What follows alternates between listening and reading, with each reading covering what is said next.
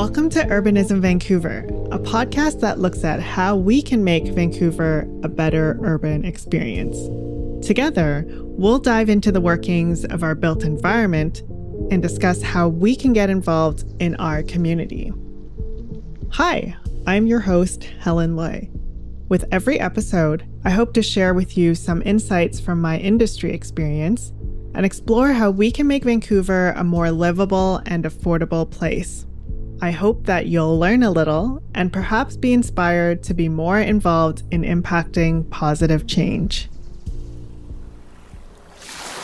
Before we get started today, we want to acknowledge that this podcast is recorded and produced on the traditional and unceded territories of the Coast Salish peoples, including the Musqueam, Squamish, and the Tsleil-Waututh nations. We pay our respects to their elders past, present, and emerging, and recognize the enduring connection they have to this land. We strive to have our conversations contribute towards reconciliation and work towards sustainability and equity for all the custodians of the lands.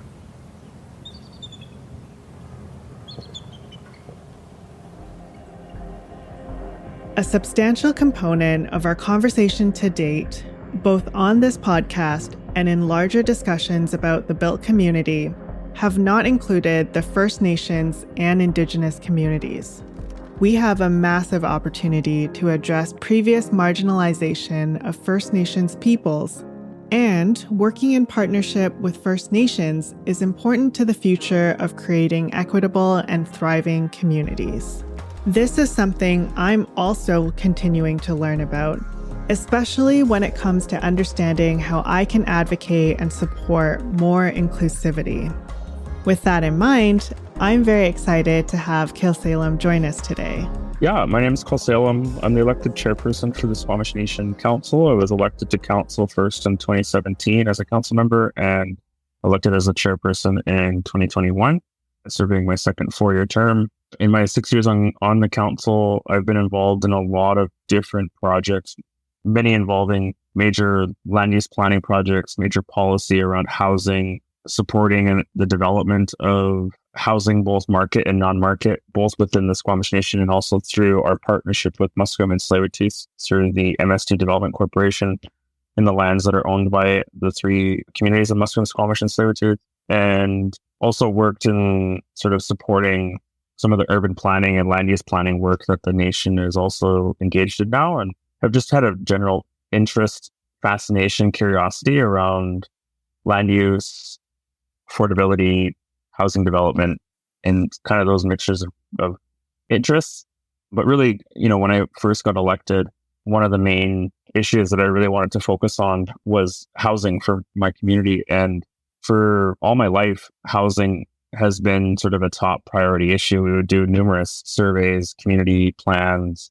There would be different sort of ways that we would ask the community, what are your priorities? And housing and access to housing was always the number one priority. So I sort of had this dream or this mission of, during my time in this position, I would want to get so much work done on delivering housing that it would no longer be the number one issue, that we would move on to whatever the number two issue is. I don't know what number two is necessarily if we deal with housing, because I think it was the writer, what's his name again? Dougherty, who wrote the book about San Francisco. Anyways, he had a line in his book around every problem is a housing problem. I've heard that line before, yeah. Yeah, so it's just, I think about that a lot and the way that housing can be transformational for people. So, yeah.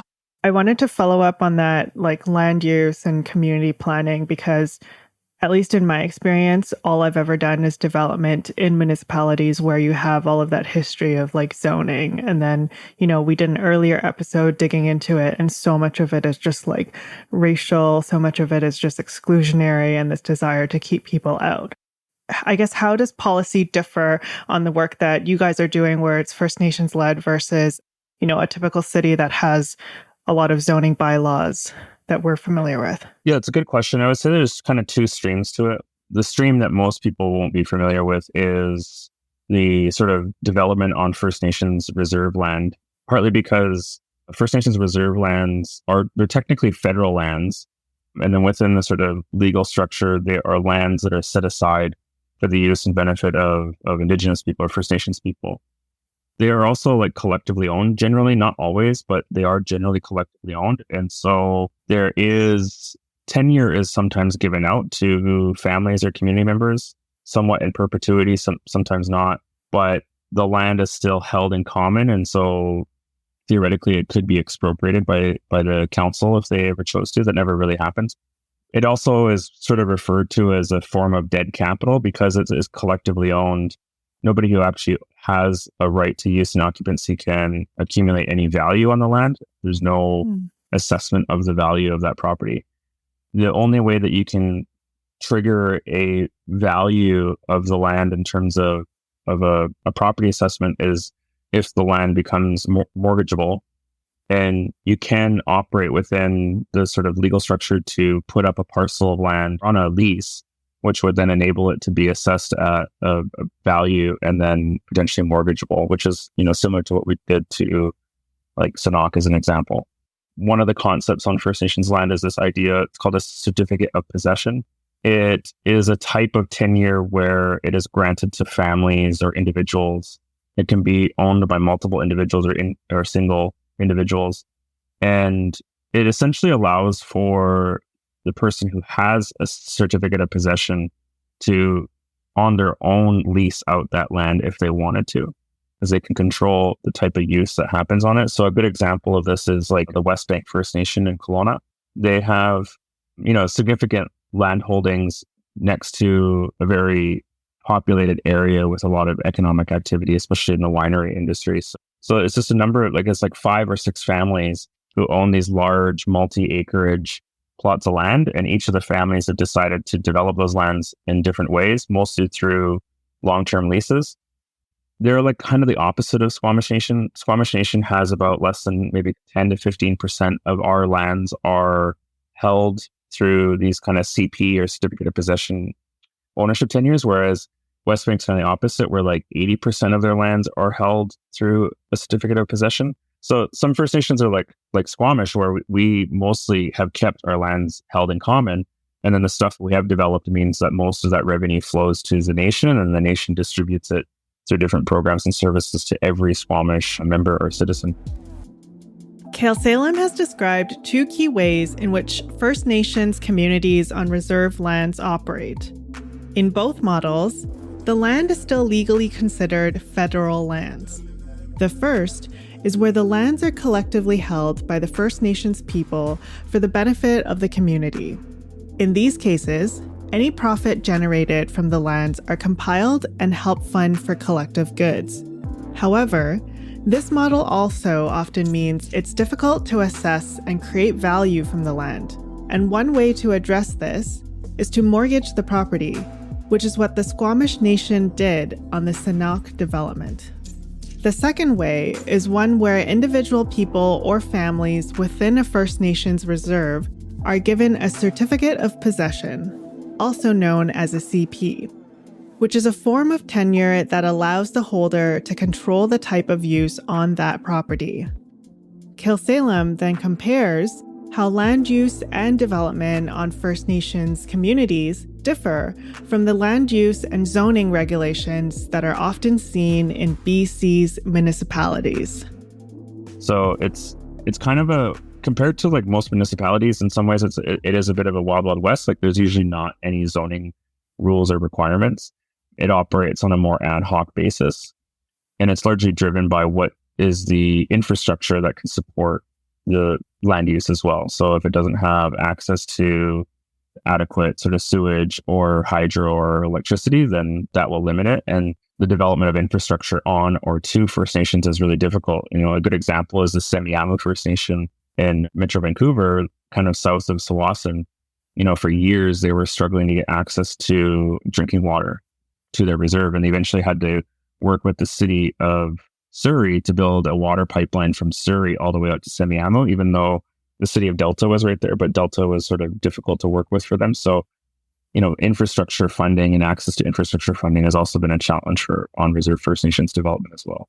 Now, that's the reserve development. It all changes if a First Nation owns fee simple lands that are not reserve lands. They're fee simple and privately owned, in which case most of those projects go through the same kind of policy process or rezoning process that any other private landowner would do. However, the main difference is that most of the municipal governments that are operating in that situation, from my perspective, like a lot, will work with First Nations as equal partners as a government to government relationship, and will sort of grant exemptions or different ways that they'll work with the nation to support their development that they probably might not offer to a typical developer.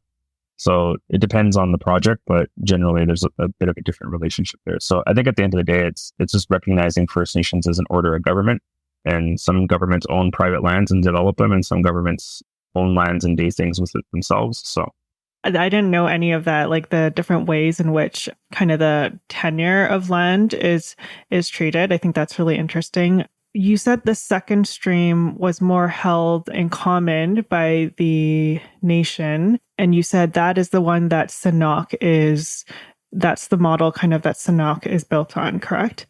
Okay. So in that situation, since it is quite in the middle of our city and there's clearly a lot of existing infrastructure that we can use upon, how did the nation go about determining then how they go about heights or densities or, what kind of mix of land use? Because I feel when we do developments in municipalities, there's already so many rules that by the time you get a site, it's kind of like cut out what you can and can't do. Mm-hmm. And it just seems like such a great opportunity to have none of those restraints and be able to start fresh. So can you tell us a little bit of kind of how that approach was? Yeah, I would, I'll answer it with sort of my opinion and then kind of explain why I have that opinion. So I do think that there needs to be a bit of a revolution in terms of how this is approached. And I think that we would produce better cities if there was actually more freedom around this.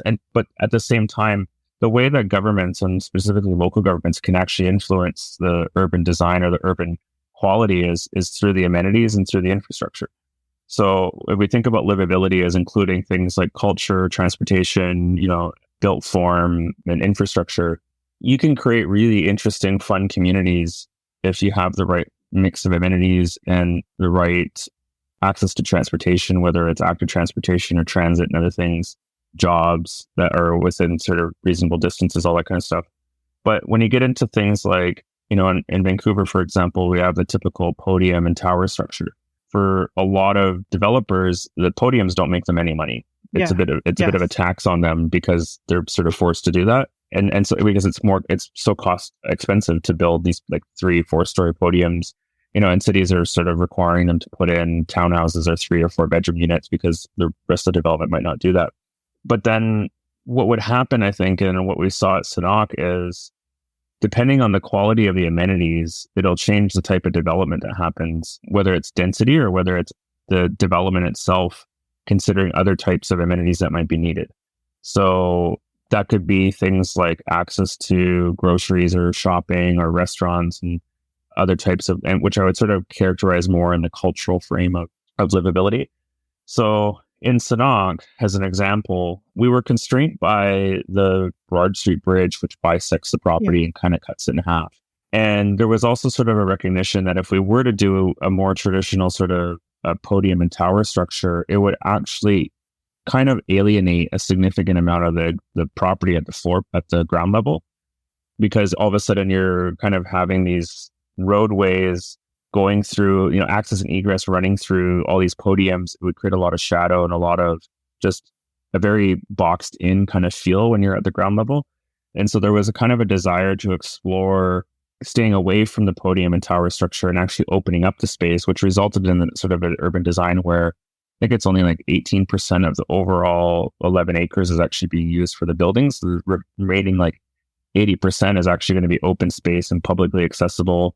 There's some commercial spaces that will also be publicly accessible. So we've actually worked with the constraints of the site to open it up more. And although there's a lot of criticism around like, I'd call it classic towers in the park model, which has, I think, a lot of fair criticisms. The difference there is that a lot of the like Jane Jacobs kind of style criticism of towers in the park was a lot of those examples were very amenity poor areas. They weren't really building a lot of amenities in the area, and they weren't thinking about livability beyond just the built form of housing. Towers in the Park refers to a form of high-rise development pioneered by Charles-Édouard Jeanneret. or commonly known as Le Corbusier.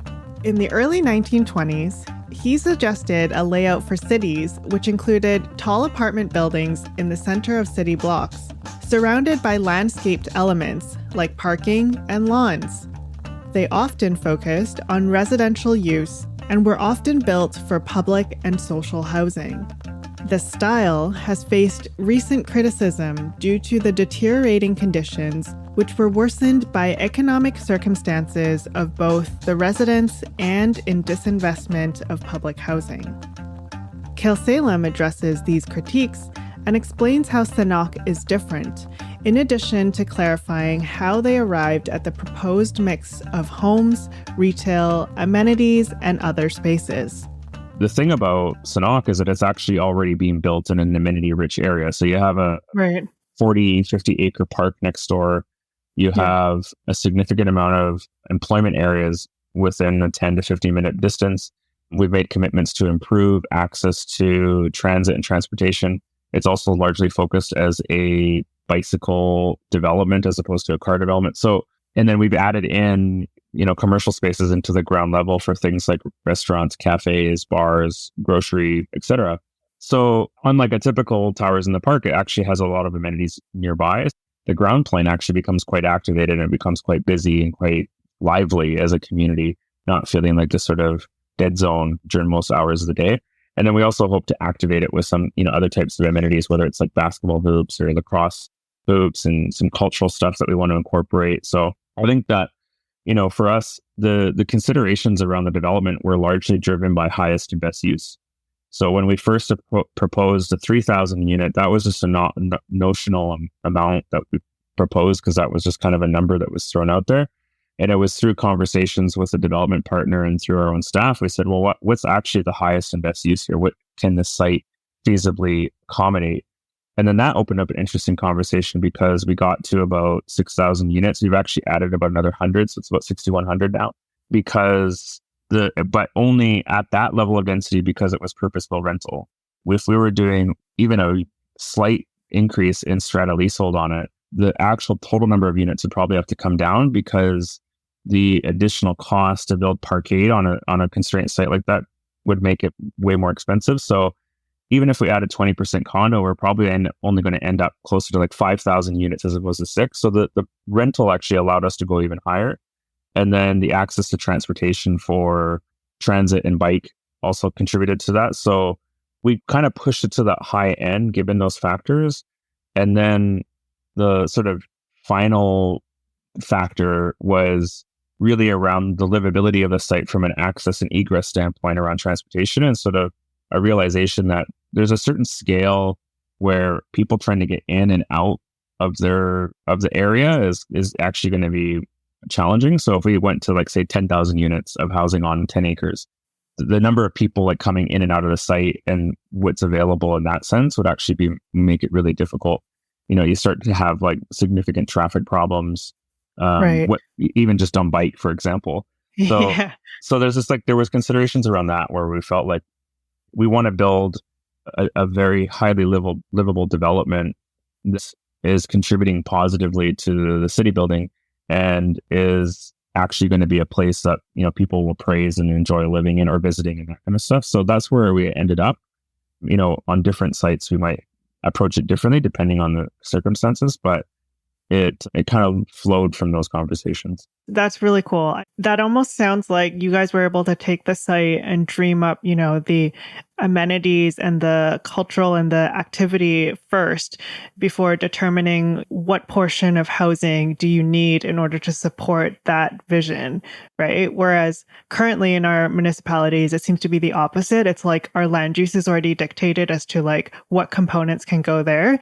And then we cap it at the height, and then we ask like, oh, what amenities do we want out of this as well? Which totally then requires us to have that negotiation of like, well, we can't do this because of X, Y, Z. And it's not focused on what can we add to the community. So yeah, and I would place that in the sort of stream of, we've had about 40 years of government austerity across all levels and across, the Western world in many ways. And so if you go back to, say, the industrialist era for a lot of the big cities in North America, places like Chicago or New York, you go back to like when the New York subway system was built, they built out the entire, like a massive amount of the subway system on the assumption that they would build it out and then build the rest of the city around it. Whereas now we sort of try to do this thing and we build a city and then try to build transit. But the reality is, like, the cost of New York doing that, as an example, is a fraction of what it would have cost if they had tried to build New York the way that we try to build cities now, where it was like, we're going to build a small line and then wait for it to build a small line, and then eventually the rest of the city will build up and then build another line. If you built that subway system over 100 years, it would be way astronomically more expensive. And that's what we're experiencing now. That's why SkyTrain's so expensive to build and all these other things, even, bus rapid transit and stuff like that. So I think there's a strong case to be made around regional planning for urban development as opposed to this hyper local form. And I've said it before, like, the structure that we have in Canada around municipal governance and municipal jurisdiction and this whole framework is like, I'll use BC as an example, like the Local Government Act in BC, it was designed as a legislative framework for how you would build cities like in the 1950s. It is not designed for the way that we build cities in, the 2020s or even the 2050s. So it's this archaic form of governance and land use planning and strategy that it directly contributes to our housing crisis and the housing shortage we have now, because we haven't been able to keep up, because we literally build cities the way we were building them 80 years ago, and we haven't changed. What Khelsilem has highlighted reflects a few issues we've discussed in previous episodes.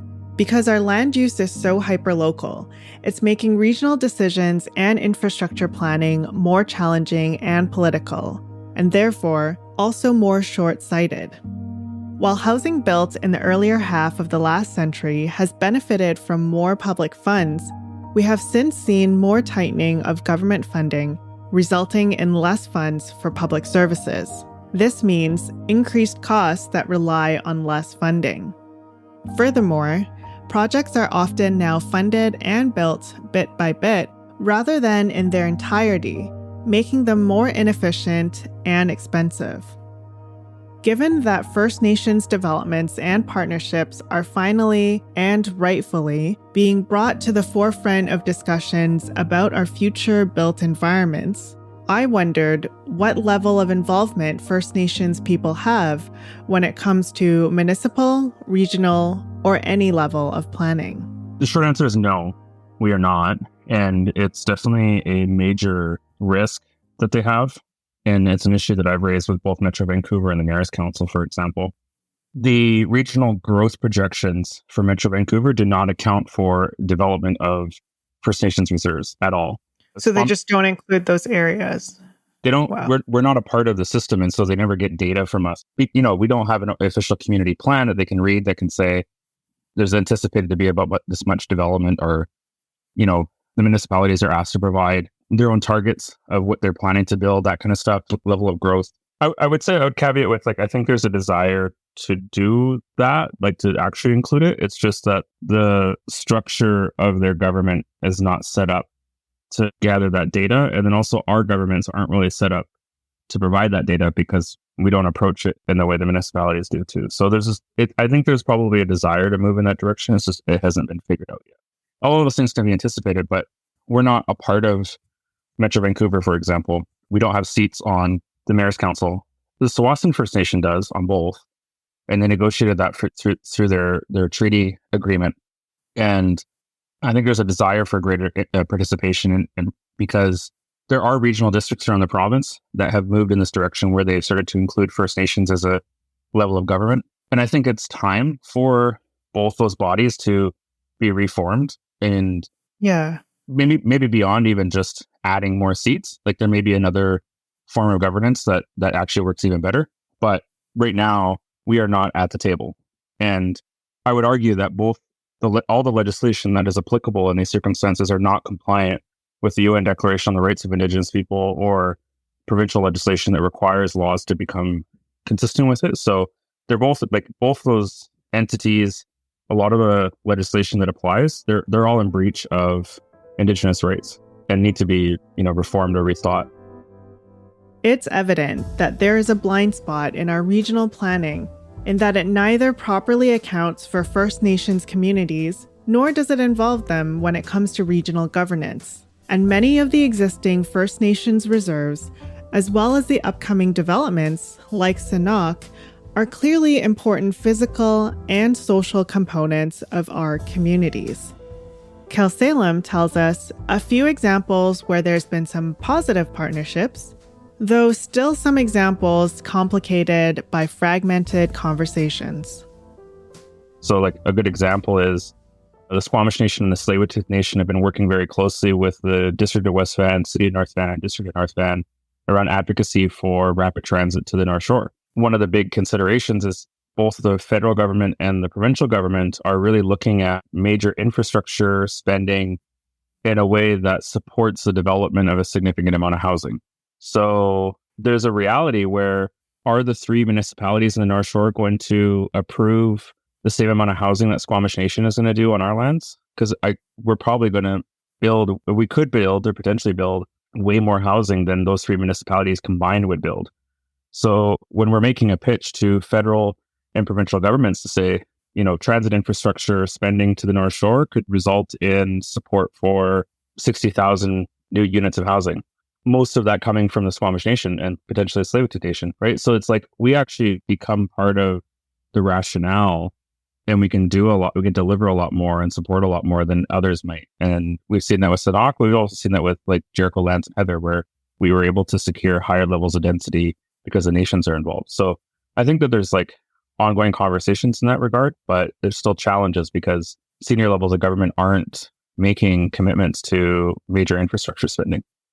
Outside of the areas that are First Nation reserve lands, is there anything that we can do in order to have future developments, like with more partnership of First Nations? And I guess often one thing that I hear a lot about is, giving back some of the land to First Nations who have been living in this area for so long.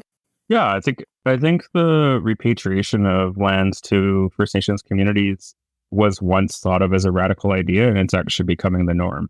The Jericho Lands development, Heather Lands, the Broadway Liquor Distribution Branch, the Wellington Lands in Burnaby, like all of those are properties that have been returned to the local nations.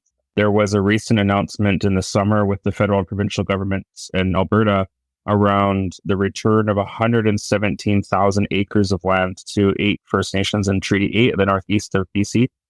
And the Stanamo First Nation in Nanaimo, I think, announced I think it was 1,400 or 1,800 acres being returned to them. And there's examples around Victoria, and then even going across the country, there's stuff in Winnipeg and Saskatoon and elsewhere. So I would say it's like becoming the trend. It's figuring out the mechanics of what properties are available and what is needed to transfer them and that kind of thing. Right now, most First Nations have to buy their land back, even if it is on a vendor take-back agreement with the Crown. But there's also examples where that's not the case. So I think that's becoming more of the norm. But of course, any public advocacy is support like that in favor of it is helpful. And then I think that there is as much as our experience at MST has been that there is broad political support for the nations to develop our lands. And I think I've never been able to do any sort of polling on this to find out what the attitudes actually are or what the level of support is for different positions. But I do feel like there's a very obvious story around what we're doing, which is we've reacquired lands that previously belonged to us. We are now going to develop those lands so we can generate revenue to pay for programs and services that will improve the quality of life of our community. Pretty straightforward and pretty simple. That's a very different story than, say, a private developer coming in and saying, I want to build, 50 towers here because I want to make money. And it's like, okay, that's different, right? So I think the public can understand that. But at the same time, I think city halls and planning departments in particular are captured by the homeowner class and the property owning class, especially single detached homeowners, more so than anywhere else. Some of that is a result of who turns out to vote because, Vancouver has been a majority renter city for a very long time, but renters are not the majority of the people who vote in our elections, right? So there's that caveat, but it shows up. I think on the Heather Street development, there was very, very little opposition to the policy statement when we did that process. There was a lot of support for us on the Jericho with the policy statement work that we're doing now and that will come to council in the new year. but the response was actually more mixed, and there was, a lot more opposition. And so there's a certain limit where, even though we have a lot of political capital to push density in some ways, there is still considerations around local opposition or level of local opposition. I think that if there was a 90% support for us to go even bigger than what we've already proposed for Jericho, then I think we probably could have went bigger with City Hall, but we haven't. That being said, we did push the density on that significantly from where the original thinking was to where we landed. So, I'll take the win, so to speak. But we've also been supported, right? Like there's a desire, I think, by a lot of political leadership across multiple governments to see First Nations succeed and for us to deliver a lot of housing. So I think for the current mayor and council and the previous mayor and council and also provincial and federal governments, they want to see MSC build a lot of housing because they know that they need a lot of housing built, and these are one of the few ways that a lot of housing can be built. So we got a lot of support from that sense too. That's good to hear. You mentioned that all the time when you've been doing polling, that housing was always a top issue in your communities. With all of the development that's going on, do you think that will take a substantial chunk out of the need and addressing that top concern? Yes, in some ways. I mean, I think when it'll be some time before a lot of the housing that's going to be set aside for the community will come online. But, we've set a goal to build 1,000 units of affordable housing for the community. We're underway on about 400 of that. We just opened rapid housing development that we got federal funding for. We have a community housing funded project through BC Housing opening in a year. We're working on subsidies for Sanok to bring the rents down further, and that will also have 300 units for our members. There's other projects that are happening. But we also approved a project plan for our staff to develop a plan for the other 600 units of housing that we've also expected.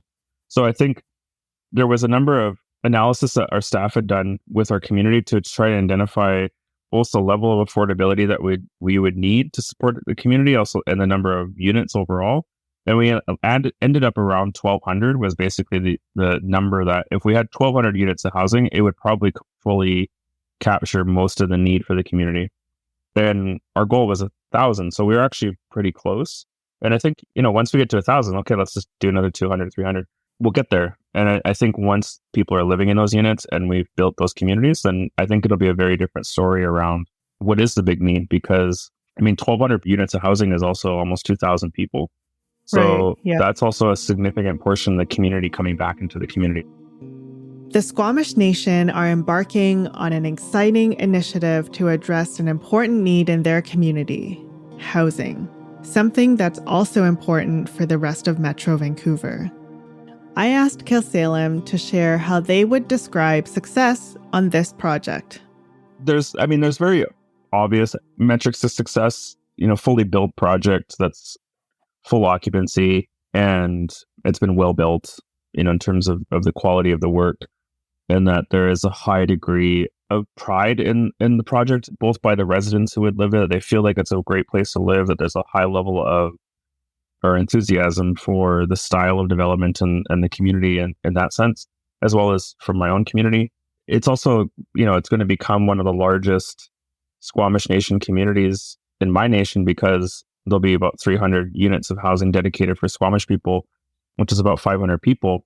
We only have one reserve right now out of 9 communities that has more than 500 Squamish people living on it.